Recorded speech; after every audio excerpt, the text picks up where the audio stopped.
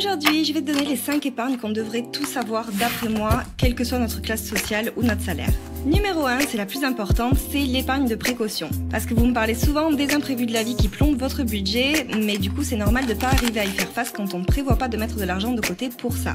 Pour se créer ce fonds, il n'y a pas de secret, il faut en faire une priorité.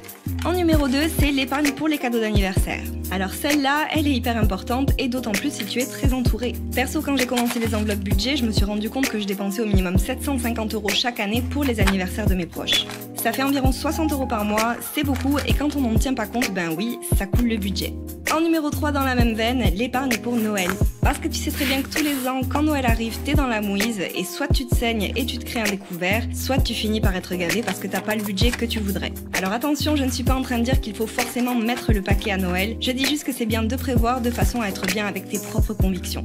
Numéro 4, si tu as une voiture, c'est une épargne pour l'entretien. Ta voiture, il y a un truc qui est certain, c'est que tôt ou tard elle va te coûter de l'argent pour être maintenue en vie.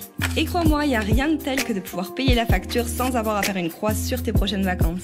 Et pour finir, numéro 5, une épargne de projet, et ça peut être n'importe quoi et même pas très défini dans un premier temps. Mais mettre de l'argent de côté pour ton avenir, ça t'ouvre des portes et ça te permettra peut-être de saisir des opportunités qui te permettront d'aller de l'avant et ce, quelles que soient tes ambitions. Je te fais des bisous!